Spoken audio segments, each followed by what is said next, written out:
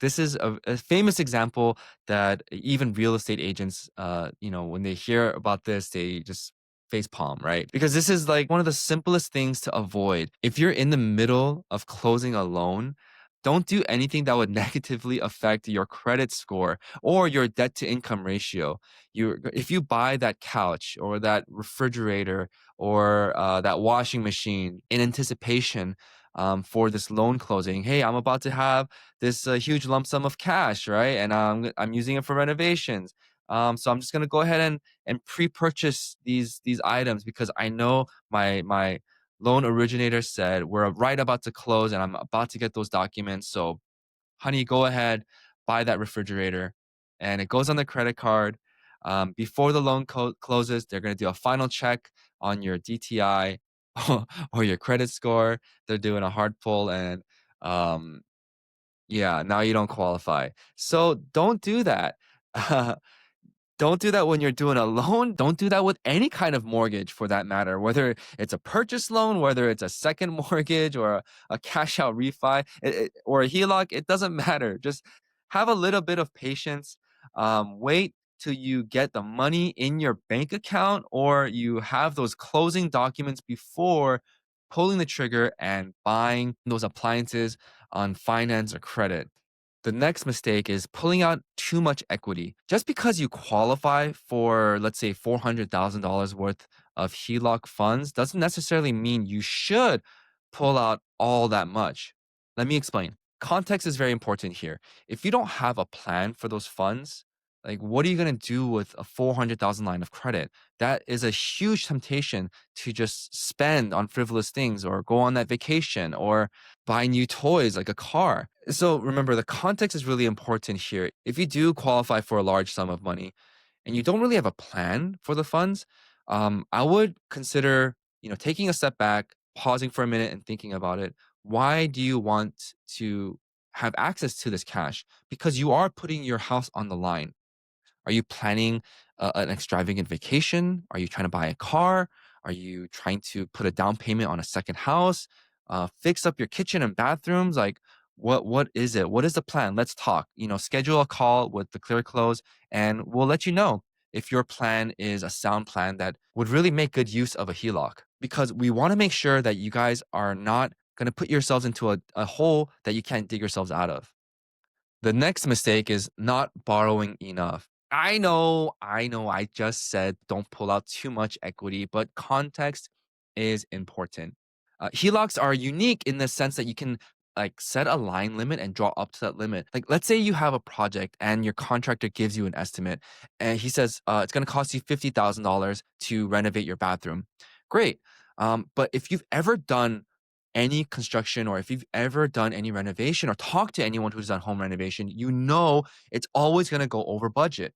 So you need to give yourself a cash cushion or a cash buffer. So whether that's a 10, 15, 20%, in some cases, you may even want to go up to like 50 to 100%. And just to illustrate this point, Nikki's here to tell you guys a story about this very scenario. One of the biggest mistakes that many people encounter during a HELOC is to not take enough as a HELOC limit. For example, I had a gentleman that he's an elderly gentleman, so he's more conservative in terms of how he wants to take cash out of the value of his property. He and his wife really wants to do a renovation on their property, and it's the right time. They have a contractor, an amazing contractor that they got a quote from, and they needed about 110,000. 110,000 for them to renovate the kitchen and also to touch up on all the little things around their house. So we went about and qualified on the HELOC, but he actually qualified at the time for about 180,000 on the HELOC limit. So the HELOC limit is very different from the HELOC balance. If you don't use up to the limit, you're never charged principal and interest up to that limit. So, but him being very conservative, he didn't want to take the maximum amount. I advised him to basically, like, if you qualify right now at the 180, definitely just take it up to the 180. Just basically have the HELOC limit set at 180. But he chose to just take it up to 110. So he called me 7 months later and he needed 20 more thousand dollars. But unfortunately, at that time, I was not able to qualify him anymore. Now, here's the thing: when it comes to just 20,000, it doesn't mean that you pick up the phone and ask the lender to just give 20 more thousand. Credit income value all has to be requalified all over again just because of that 20,000. So he uses credit cards to supplement what he needed for the renovation, and now he's still short 20. And unfortunately, credit got shot at that time, as well as he already have a second lien. For us to do a third just for 20, now the equity position has to be dropped to 70% max. And at that, he was already over the 70% mark. So unfortunately, I wasn't able to get him the 20,000 that he needed. And that's a big lesson, because just like, you never know if your credit's going to be pristine, same as what it was 6 months ago. You don't know if your equity position's going to stay at what 6 months ago. A really, really good example is, let's just think of it as in a dinner party, right? You want to have enough food. You want to have leftovers. You don't want your guests to have just enough food, right? What if two guests comes along and now you don't have enough food for everybody? How embarrassing that would be, right? But it's more so when it comes to dealing with money, right? With your own money, with your own financials, it's a lot more stressful of a situation, and also would put you into a bind. If you were able to take out the HELOC at the higher amount, set the HELOC limit at the higher amount. And if you never use it, you would never have to pay back at that higher amount. The next one is not having an exit strategy. Obviously, the way to exit any loan is to just repay it back, right? There's usually an amortization schedule, especially if you're in a fixed rate HELOC, there's going to be a set schedule of payments, and it's going to be the same month to month. If you're in a variable interest rate HELOC, usually those come with interest only for the draw period.